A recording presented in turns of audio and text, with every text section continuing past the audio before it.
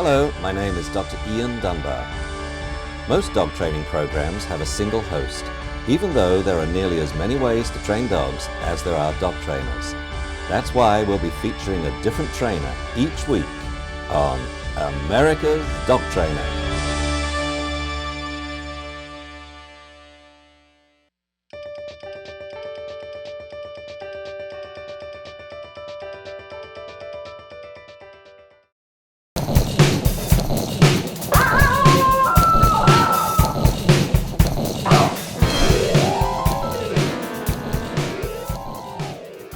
Hi, I'm Steve Brooks, the healer.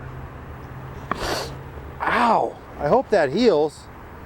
You know, heal means different things to different people. Hey, baby.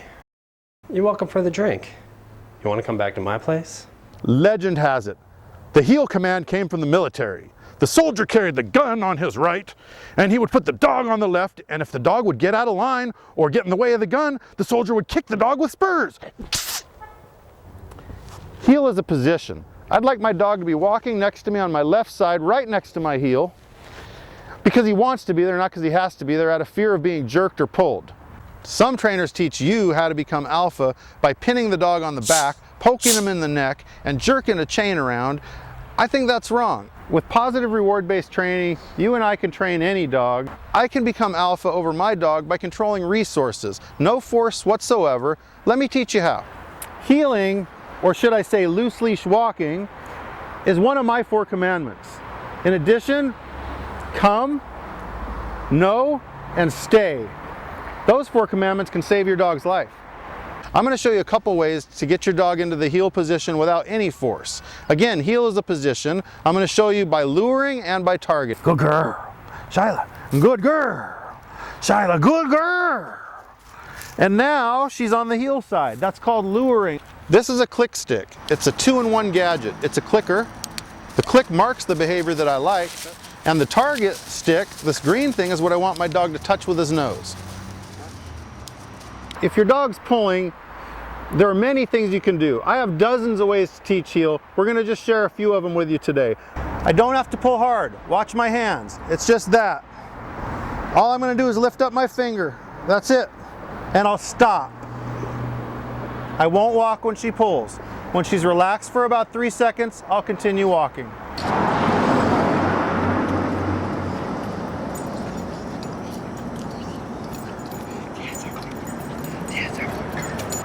True healing is at your side, obedience, competition, looking up at your face, prancing. I don't need that in my neighborhood. I just want the dog to walk on a loose leash, but when I call for it, I would like some focus. I'm trying to let Bailey realize that whatever on the ground isn't nearly as important as what I have on my left side in my hands.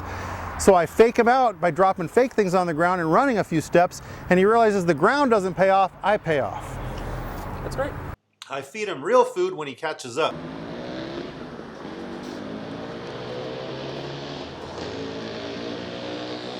This is another great tip for pullers.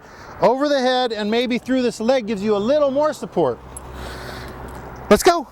If he pulls, again, I just lift up and relax. See how sensitive he was? Let's go. Come on. When people are passing by, put yourself between the dog and the person to keep your dog's focus. You need to have a variety because you never know what's going to work on what dog at what situation. The bottom line is pulling won't work. If you pull, I'm going right. If you pull, I'm going left. If you pull, I'm backing up. If you pull, I'm tripping. I could trip and act like I'm a 92-year-old man and act hurt. Dogs are very sensitive. So as I trip, I might pull forward slightly, which makes the dog pull back, and I'm going to limp and act hurt. And if the dog's in tune and sensitive to my feelings, he's going to slow down and not pull anymore. Most people pull back on the dog like this, and they'll jerk the leash, and the dog's pulling harder because you're pulling back. They fight against what you're doing. I prefer to pull forward slightly, gently, and they'll slow down. Pulling will not work here. If you pay attention, I have treats, I have kibble, I have food, I have hot dogs, I have cheese, I have kisses, I have lots of things, I have toys. I don't want him to just pull me to the tree or pull me to the bush, or peeing becomes a reward for pulling. So I'd like him to walk nice. Look at me when I say smoke, smoke. Do you want to pee? Okay, now he could sniff. Now he could be a dog. When you get really good, you could do some fancy walking. Heel to me means let's have a pleasant walk and don't pull. I live in Los Angeles. This is Silver Lake. It's a very busy town. This is the city. My dog training is pet dog training. I think, you know, dogs need to be used to buses and coffee shops and homeless people and skateboards and the city life. Smoke, good boy.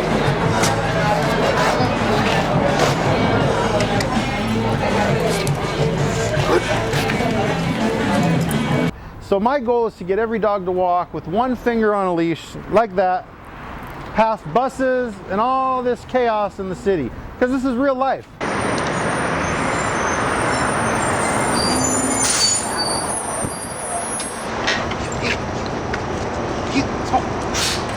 Good boy.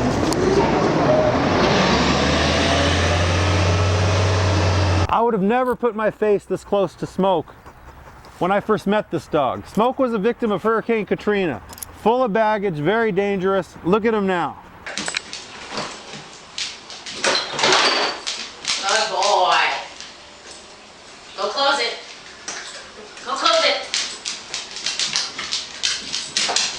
Thank you, buddy. Thank you. What a good boy. Get two. Good job. Rebound. Good job. Sit. Smoke, sit. Good boy, Smoker.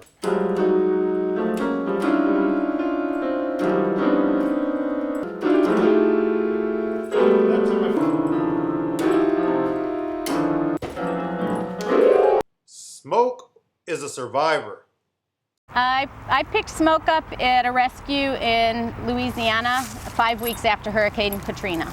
He was adopted by a family in Louisiana, and he was left in the home at the beginning of Hurricane Katrina. 5 weeks later, he was still locked in the house, and the house was still underwater. His family had relocated to Atlanta, and hoping it to be temporary, but 5 weeks later, the insurance agent called and said, your house is still underwater. Your dog is still alive, but he's standing on the furniture to stay out of the water. You know, he just took my heart. And I didn't feel right about putting him in the shelter, and I decided to foster him until he was healthy enough to go back to the shelter until we could locate his owners. I've never personally been afraid of him, but I'm afraid of what he could do to others. I've seen him lunge at children, lunge at strangers, lunge at my mother. My mother told me to put him down immediately. I found a reward-based trainer, and I believe in reward-based training, and Steve Brooks was the man. He's been very positive and very consistent in his training methods. He's stern and loving at the same time. He doesn't put up with any BS, and he doesn't let the small things get to him. Steve taught me how to praise the good behavior and reward the good behavior, either through food or affection, and how to ignore the bad behavior. The minute that Steve and Smoke saw each other, it was probably the first time I'd ever seen Smoke approach a stranger without any kind of trepidation. I tried to use the measures I was taught, like many of you, with choke chains and pinch collars. Didn't work. Sven taught me the value of reward-based training. Sven was also a rescue dog, but he really rescued me. After this short break, you're going to learn another type of healing. If you really want to see a dog who rocks, stay tuned. What do I know about dogs that most people don't know? I know how to read a dog. I could look at their body language. I could think a dog into a sit. He doesn't get it for jumping, he gets it for landing. Good boy. I live and breathe and sleep dogs. I can't get away from it. It's just become part of me. I think I am dog.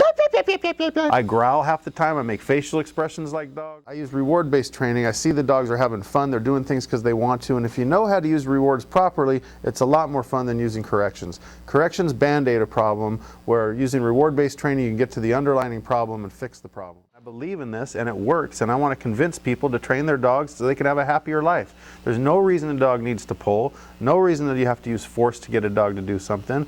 Dogs are living their life confused. We're not clear. I teach people how to be clear and concise and consistent. Everyone's happier. There's a lot of fun ways to train your dog. Let me help you. I'm Steve Brooks, Certified Pet Dog Trainer. Good boy.